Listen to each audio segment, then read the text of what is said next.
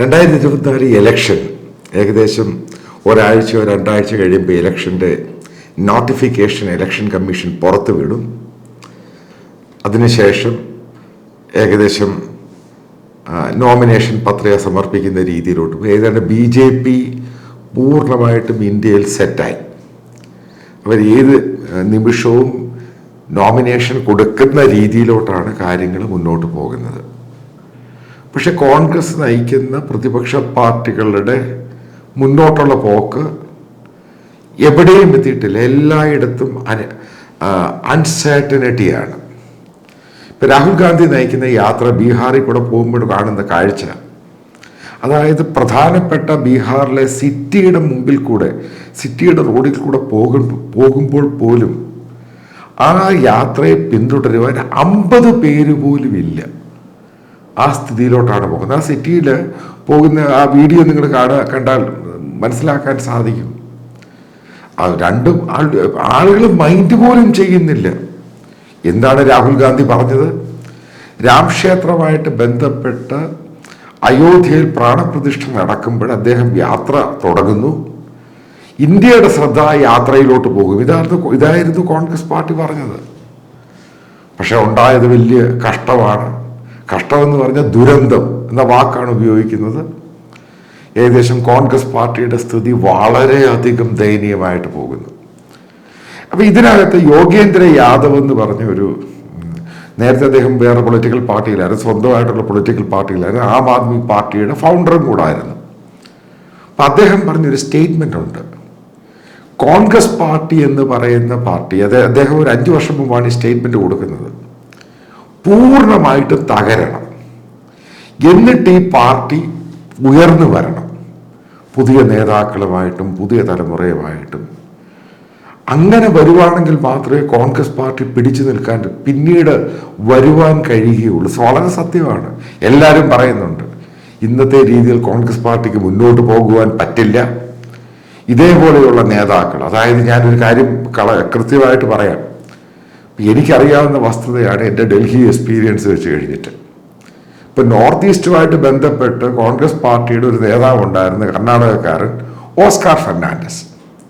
അപ്പം നോർത്ത് ഈസ്റ്റിൽ എപ്പോഴും കോൺഗ്രസ് ജയിച്ചുകൊണ്ടിരുന്ന, ഇൻക്ലൂഡിങ് ഈ ആസാമിലാണെങ്കിലും എല്ലാ ഭാഗത്തും കോൺഗ്രസ് ജയിച്ചുകൊണ്ടിരുന്നതിൻ്റെ പിന്നിലുണ്ടായിരുന്ന ഏറ്റവും വലിയ ശക്തി എന്ന് പറയുന്നത് ഓസ്കാർ ഫെർണാണ്ടസ് ആയിരുന്നു. പിന്നീട് അദ്ദേഹം വളരെ കാലം കിടപ്പിലായിപ്പോയി. പിന്നീട് അദ്ദേഹം മരിച്ചുപോയി.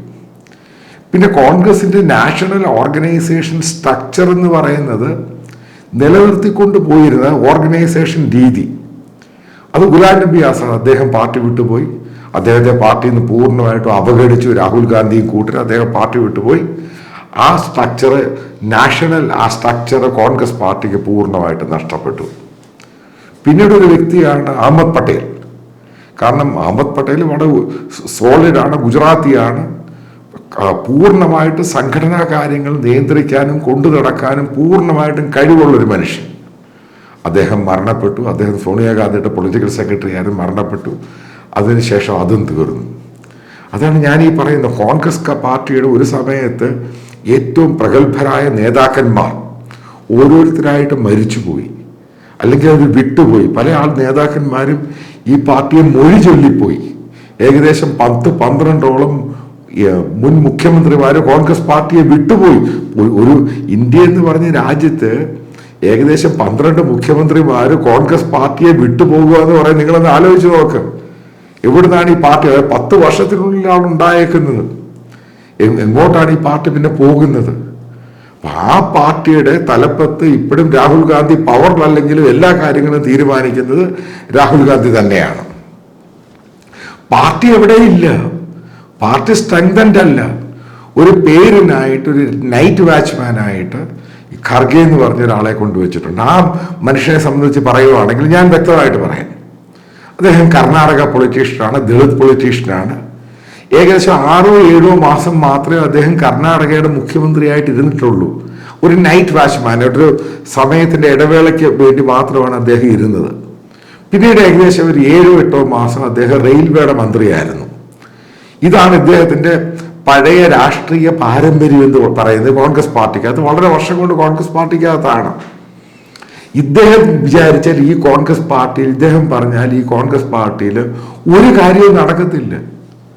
ഇപ്പം സച്ചിൻ പൈലറ്റും അശോക് ഗെഹ്ലോട്ടും തമ്മിലുള്ള അടി രാജസ്ഥാനിൽ, ഇതൊന്നും പറഞ്ഞു നിൽക്കാൻ വേണ്ടി KC വേണുഗോപാലിനെ കൊണ്ട് മറ്റുള്ള നേതാക്കന്മാരെ കൊണ്ട് പറ്റിയില്ല. അവസാനം വീണ്ടും ഒരു പ്രശ്നം ലോഹിത്തിലൊക്കെ പറഞ്ഞു തീർത്ത് പിന്നെ ഈ ഗുലാം നബി ആസാദ് ഒന്നും പോയിട്ടില്ലായിരുന്നു. ഗുലാം നബി ആസാദും കപിൽ സിബലും ഒക്കെയാണ് പോയി പറഞ്ഞ് മനസ്സിലാക്കി കൊടുക്കുന്നത്. പിന്നീട് ഇവരൊക്കെ പാർട്ടിയിൽ നിന്ന് പോയി നോക്കാൻ ആളില്ല. ഇപ്പൊ കമൽനാഥ് പാർട്ടിയിൽ നിന്ന് പോകുന്നു, പാർട്ടി എങ്ങനെ പിടിച്ചു നിർത്തും? അതിന് കമൽനാഥിനോട് പറയാൻ ഇന്ന് കോൺഗ്രസ് പാർട്ടിയിൽ ഈ പറയുന്ന KC വേണുഗോപാലിന് കമൽനാഥിനെ കാര്യങ്ങൾ പറഞ്ഞ് മനസ്സിലാക്കാൻ സാധിക്കുമോ? കമൽനാഥ് എന്റെ സമയം എന്ന് വെച്ചാൽ രാജീവ് ഗാന്ധിയുടെ കൂടെയുള്ള പൊളിറ്റിക്സിലുള്ള സംഭവമാണ്. ഇപ്പൊ അശോക് ചവാൻ അത് രമേശ് ചെന്നിത്തലയുടെ കൂടെയുള്ള രാഷ്ട്രീയക്കാരനാണ്. അപ്പൊ രമേശ് ചെന്നിത്തല പറഞ്ഞാൽ ചിലപ്പോൾ അശോക് ചവാൻ കേൾക്കും, KC വേണുഗോപാൽ പറഞ്ഞാൽ കേൾക്കൂ. ഇതൊക്കെയാണ് ഇതിന്റെ ഏറ്റവും വലിയ പ്രശ്നം എന്ന് പറയുന്നത്. ഇപ്പം ഈ സിദ്ധരാമയ്യ എന്ന് പറഞ്ഞ വളരെ സീനിയർ ആയിട്ടുള്ള നേതാവാണ്. അപ്പൊ അവിടെ കയറി ഫൈറ്റ് ഉണ്ടാക്കുന്ന ഇടയ്ക്ക് കയറി പറഞ്ഞ് ലോഹ്യം ഉണ്ടാക്കാൻ സാധിക്കും. അപ്പൊ അതിനകത്ത് അവസാനം സോണിയാഗാന്ധി ഇടപെട്ടിട്ടാണ് ഒരു സൊല്യൂഷൻ കർണാടകയിൽ പോലും ഉണ്ടാക്കുന്നത്. അതായത് KC വേണുഗോപാലിനെ കൊണ്ട് ഉണ്ടാക്കാൻ സാധിച്ചൊന്നുമില്ല ഒരു സൊല്യൂഷൻ. അവരാണ് അവസാനം പറഞ്ഞത് മയത്തിലത് കൊണ്ടുവരിക. KC വേണുഗോപാൽ ഇത് ട്രാൻസ്ഫർ ചെയ്യുന്നതേ ഉള്ളൂ. ഇപ്പൊ ഞാനീ പറയുന്ന ആ ടോപ്പിക്കിലോട്ടല്ല. അതായത് കോൺഗ്രസ് എന്ന് പറഞ്ഞ പാർട്ടി ഏകദേശം പൂർണ്ണമായിട്ടും ആ നേതാക്കന്മാരും പ്രവർത്തകരും തന്നെ അക്സെപ്റ്റഡ് ആണ്, ഫാക്ടറാണ്. അവര് മത്സരത്തിൽ തോൽക്കുവാൻ പോകുകയാണ് 2024. അവർക്ക് ചിലപ്പോൾ പ്രതിപക്ഷ സ്ഥാനം പോലും കിട്ടുവാനുള്ള സാധ്യതയില്ല. നമുക്ക് കേരളത്തിലോട്ട് വരാം. കേരളമാണല്ലോ ഈ കോൺഗ്രസ് പാർട്ടിയുടെ ഇപ്പോഴത്തെ ട്രംപ് കാർഡ് എന്ന് പറയുന്നത്. കാരണം രാഹുൽ ഗാന്ധി ഇവിടെ മത്സരിക്കുന്നു.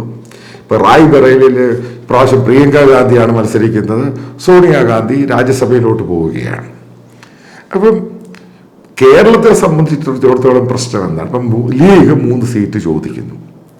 അതായത് മനസ്സിലാക്കേണ്ടത് കേരളത്തിലെ UDF ഈ നേതാക്കന്മാര് പറയുന്നത് പോലെ ഒന്നും ആയിരിക്കുകയില്ല 2024 ഇലക്ഷൻ. എല്ലാ പ്രാവശ്യം UDFന് വോട്ട് ചെയ്യുന്ന ക്രൈസ്തവര്, പ്രത്യേകിച്ച് കേന്ദ്രത്തിൽ ഭരണം വരാൻ വേണ്ടി, അവരിപ്രാവശ്യം ക്രൈസ്തവര് ഈ പറയുന്ന UDFനും കോൺഗ്രസിനും ലീഗും കൂടെ ഉള്ളതിനെ വോട്ട് ചെയ്യത്തില്ല. പ്രത്യേകിച്ച് ലീഗ്.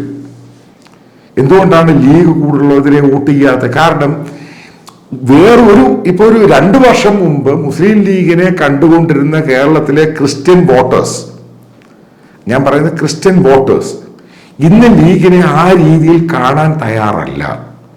അതാണ് ആദ്യം മനസ്സിലാക്കേണ്ടത്.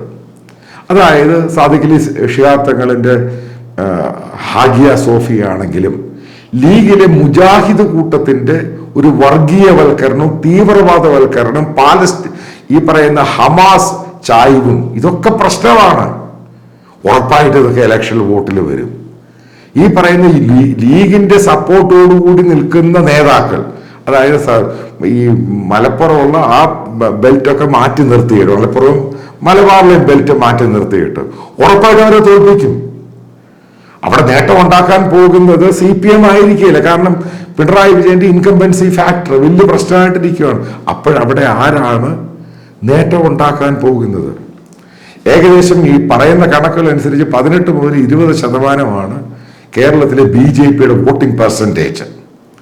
ഇത്രയും നാളായിട്ടും BJP 18 to 20% വോട്ടിംഗ് ഇവർ ഈ പറയുന്ന BJP കാൻഡിഡേറ്റ് അവർ കൊടുത്തിട്ടേ ഇല്ല. കാരണം അവരുടെ കാൻഡിഡേറ്റ് തോറ്റുപോകും. അതുകൊണ്ട് അവർ കൊടുക്കാറില്ല, വലിയൊരു ശതമാനം വോട്ട് കൊടുക്കാറില്ല. പക്ഷെ ഇപ്രാവശ്യം അത് മാറിയിട്ട് അവർ വോട്ട് കൊടുക്കുകയും ഈ പറയുന്ന ക്രിസ്ത്യൻ ന്യൂനപക്ഷത്തിൽ നിന്ന് വോട്ടുകൾ ഇങ്ങോട്ട് ചായുകയും ചെയ്യുകയാണെങ്കിൽ, ഞാൻ ഏകദേശം 2 വർഷം മുമ്പ് പറഞ്ഞൊരു സ്റ്റാൻഡ് ഉണ്ട്. ഏകദേശം 4-5 സീറ്റ് BJP കേരളത്തിൽ പിടിക്കും. അതോടുകൂടി UDFും തീരും, ലീഗും തീരും. ലീഗ് നേരെ ഇപ്പുറത്ത് LDFന്റെ കൂടെ പോകും, CPMന്റെ കൂടെ പോകും. ഒരു കാര്യം വ്യക്തമാണ്, കേരളത്തിലെ കോൺഗ്രസ്സുകാർക്ക് എല്ലാവർക്കും അറിയാവുന്ന വസ്തുതയാണ്, ലീഗ് ഫാക്ടർ എന്ന് പറയുന്ന കേരളത്തിലെ ക്രിസ്ത്യൻസ് അക്സെപ്റ്റ് ചെയ്യുന്ന ആ രീതി പഴയതിൽ നിന്നും മാറി. ഇതൊക്കെയാണ് ഓരോ ഫാക്ടർ, വർഗീയ ഫാക്ടർ തന്നെയാണ്. 5ാം മന്ത്രിയും, കാരണം എല്ലായിടത്തും അവർക്ക് മേൽക്കോയ്മ വേണം. എഡ്യൂക്കേഷൻ ഡിപ്പാർട്ട്മെന്റ്, റവന്യൂ കിട്ടുന്ന എല്ലാ ഡിപ്പാർട്ട്മെന്റും അവർക്ക് വേണം. അപ്പൊ മറ്റുള്ളവരെ മാറ്റി നിർത്തുന്നു. ഇതിനകത്ത് ക്രിസ്ത്യൻ ഗ്രൂപ്പ് എന്ന് പറയുന്ന വളരെ വ്യക്തമായിട്ട് പറഞ്ഞിട്ടുണ്ട്. അതുകൊണ്ടാണ് ഇപ്രാവശ്യം എഡ്യൂക്കേഷൻ പ്രത്യേകിച്ച് ശിവൻകുട്ടിക്ക് കൊടുക്കാനും ബിന്ദുവിനും കൊടുക്കാനുണ്ടായ കാരണം അതാ, അല്ല വേറെ റീസൺസ് ഒന്നും അല്ല അതിൻ്റെ അകത്ത്. അത് പാർട്ടിയുടെ അത് സംഭവമൊന്നും അല്ല. ഇതുമായിട്ട് ബന്ധപ്പെട്ട് മറ്റൊരു കാര്യം എന്ന് പറയുന്നത് ഈ CPM സംബന്ധിച്ചിടത്തോളം അവർക്ക് മുസ്ലിം വോട്ടുകൾ ഇപ്രാവശ്യം കൂടുവാൻ സാധ്യതയുണ്ട്. അതായത് കോൺഗ്രസിന് ചെയ്തിരുന്ന വോട്ടുകൾ ഇപ്രാവശ്യം അവർക്ക് CPM ലെഫ്റ്റിലോട്ട് വരാനുള്ള സാധ്യത വളരെ കൂടുതലാണ്. കാരണം ഇപ്പോഴത്തെ മുജാഹിദാണെങ്കിലും ഈ പറയുന്ന വർഗീയവൽക്കരിക്കപ്പെട്ട, അതായത് തീവ്ര വിഭാഗത്തിൽപ്പെടുന്ന മുസ്ലിം കമ്മ്യൂണിറ്റിക്കും വോട്ട് കൊടുക്കുവാനുള്ള താല്പര്യം ഇപ്പം CPM-ലോട്ടാണ് കൂടുതൽ.